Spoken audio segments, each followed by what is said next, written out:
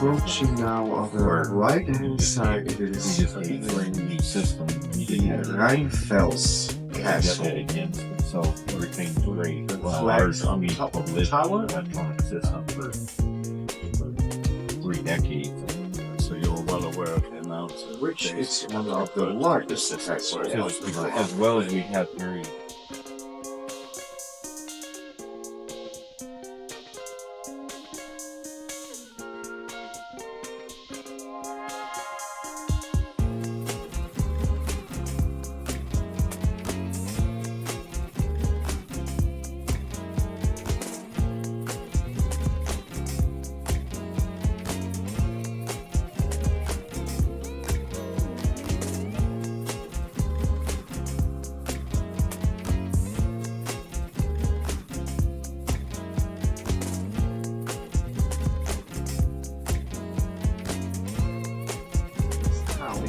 There was now we know in the first one.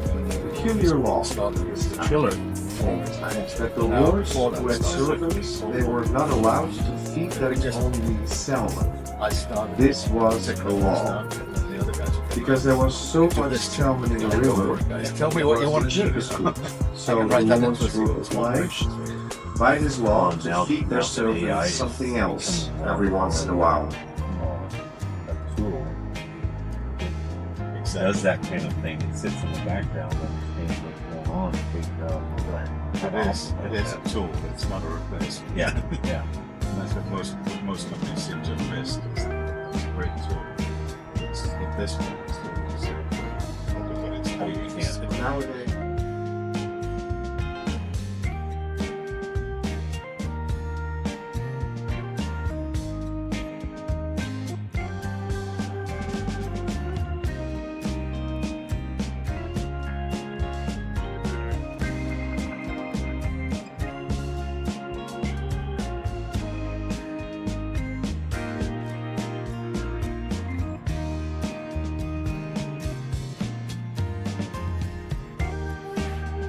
and we are now navigating through this arch. There's different bends, and you can see that on the signs on the right-hand side. You can see there's multiple triangles, and every triangle is telling information about the bend. So, first bend, the one diagonal stripe is telling you there's a 110-meter ship approaching us. The second bend horizontal means it's free, and then the third bend there's 2 diagonal stripes. This is a 135-meter ship approaching. So this is how the captains know what is the situation in the bends of the stretch. As it is narrow, it is deep, and it needs to be communicated very well.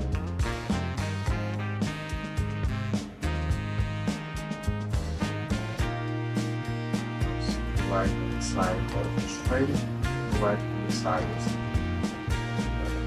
is up the side of the road. There is these tunnels with kind of a castle-like entrance of the tunnels.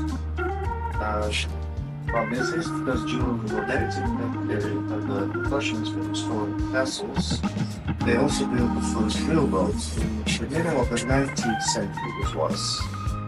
Together with the railroad, they built these beautiful tunnels, and since they had so much attention to detail, they even embellished the entrances of these tunnels, making them look like tiny castles. So it is to make this construction, but it blending for environment, decided to make castles. You will see multiple and then on the left and right hand side.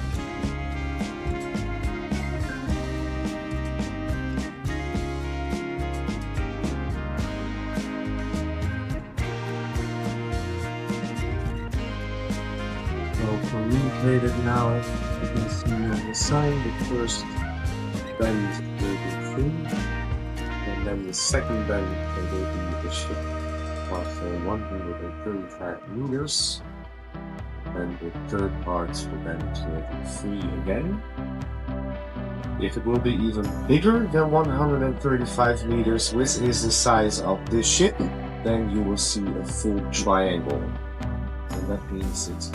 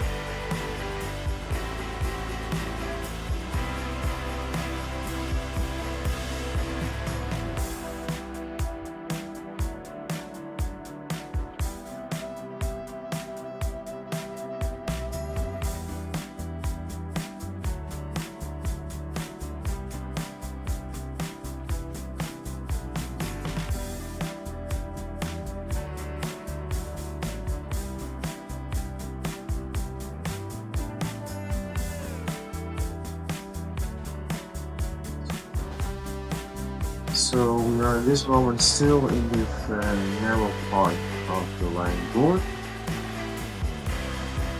And wait for a moment for that ship approaching us now, and in the distance you can see two horizontal lines. To go.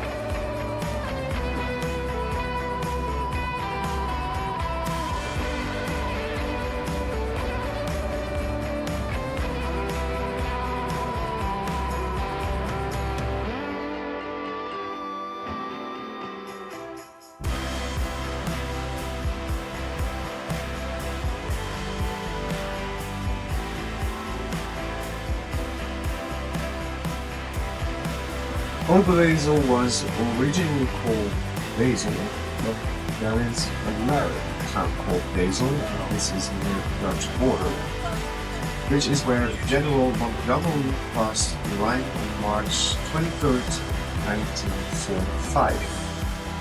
And to distinguish the two towns, this one was named Oberwesel. And it still has 18 of the original towers of the city wall. If you look closely at them, you will see they are built in different architectural styles. The one right in front of us, the round tower, is one of the oldest towers, probably dating back to the 15th century.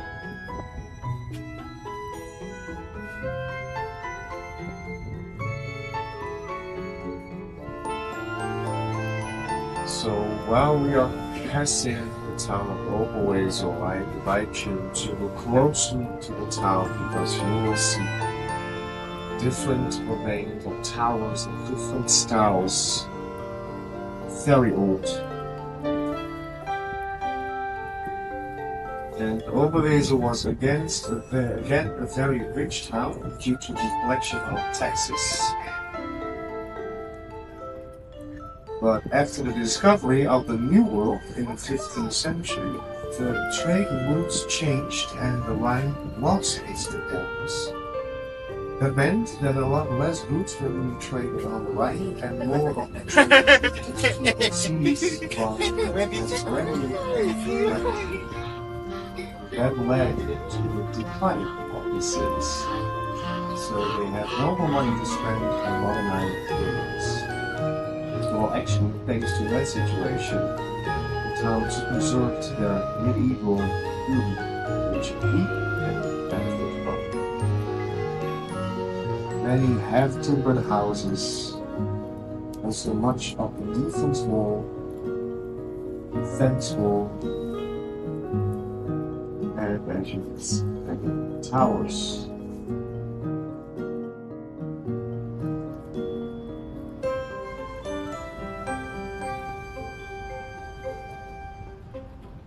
And would you know that actually the center of these towers were empty? Because they were just building a structure for the servants to turn on. That's it. Just the outer part was built of stone.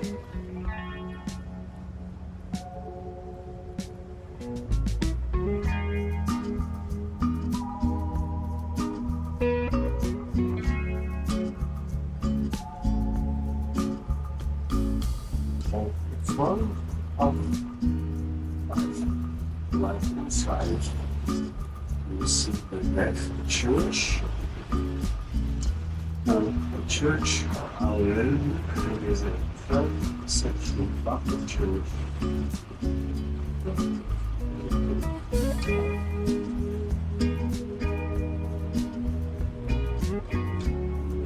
Right above the church, far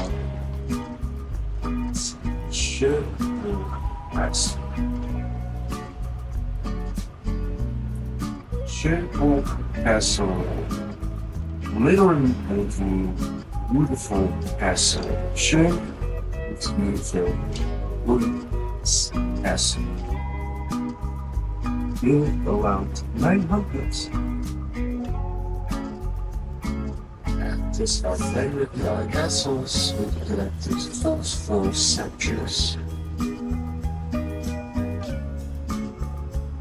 1689, it was burned down by the French troops and ruled for 200 years. And then it was bought by a German-American family and restored to its current condition.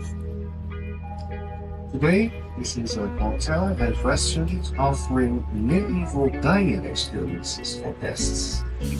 Lots of wine, beautiful music, dancing, and indicating part of the tradition of throwing the leftover bones behind your back.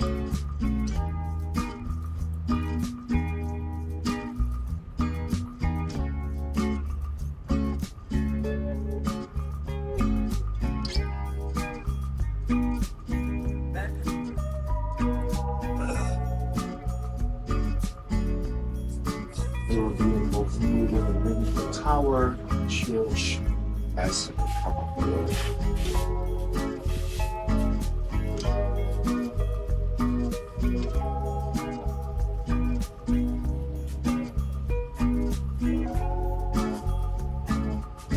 This castle, by the way, did not get its name.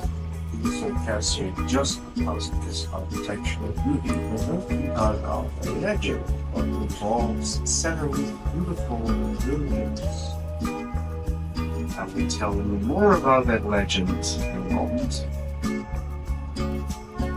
Big part, I mean, you cannot see it right now, but it's really but big part of this castle in Red Hall. It is a harmonious procession to the king that castles used to be where we see them today. The granite with the stones and the color. But the truth is, in the past, these castles were painted very bright colors, often red and yellow. If the lords in the past wanted to be seen. The castle was a sign for people coming that they were entering the lord's land.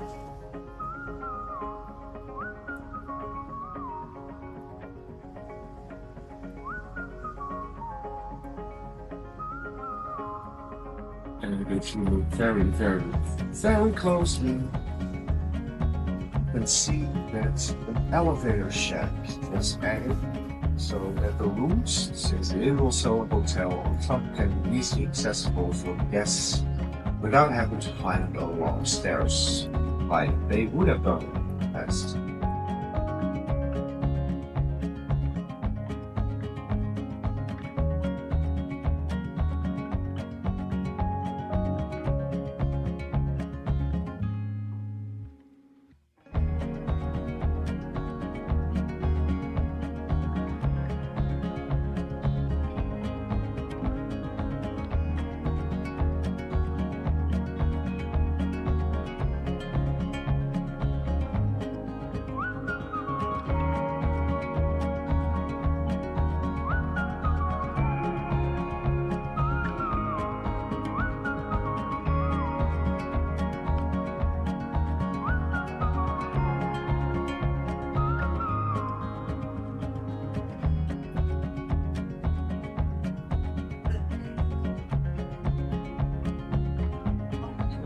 On the left-hand side in front of us, you can see the Gutenfels Castle.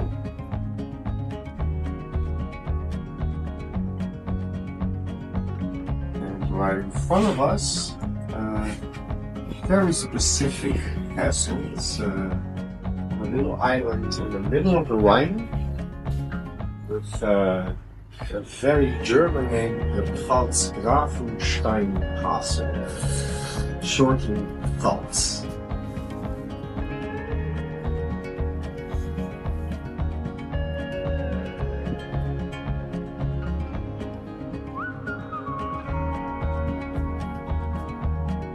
And Gutenfels would be translated to Good Rock, and this castle got that name because it withstood a 1-year siege and therefore Good Rock. And the siege was not quite how you see it in Hollywood movies, where there's an army with ladders and climbed the walls and played the castle. It was more like an army would come, sit at the bottom of the hill and wait. It was fun for all the men involved because they would start around springtime when the weather was warm and they would just sit around the castle, drink wine and wait. They would do that for as long as necessary until the people inside the castle would be left without provisions. And in this particular case, they had enough supplies so they could wait for an entire year.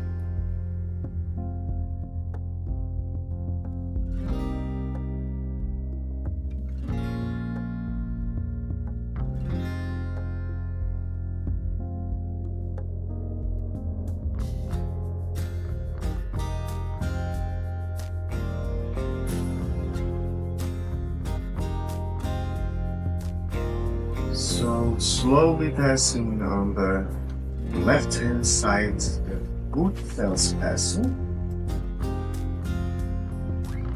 and you hear me say slowly passing quite a lot. And that's also to do with the fact we are going upstream, because if we would go downstream, it would be twice as fast, actually. So there I would say more rapidly passing instead of slowly passing as we do now. It gives us all the time and possibility to see these castles, take the pictures.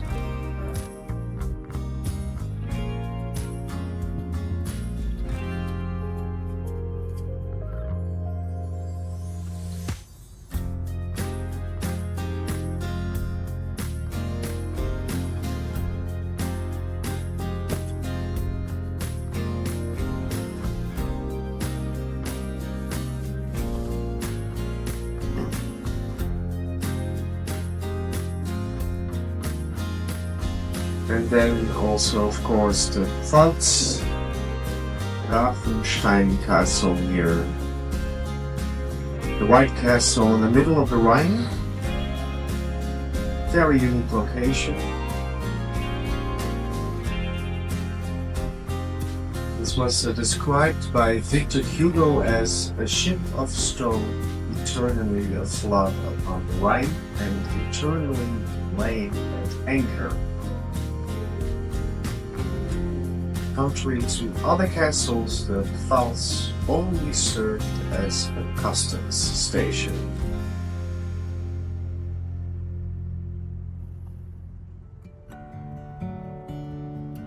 And the town we're passing on the left-hand side is the town of Gau.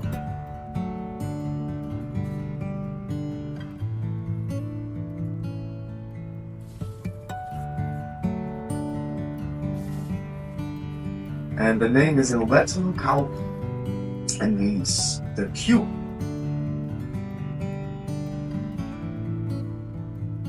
This town became a stronghold for the Archbishop of Mainz to collect his taxes.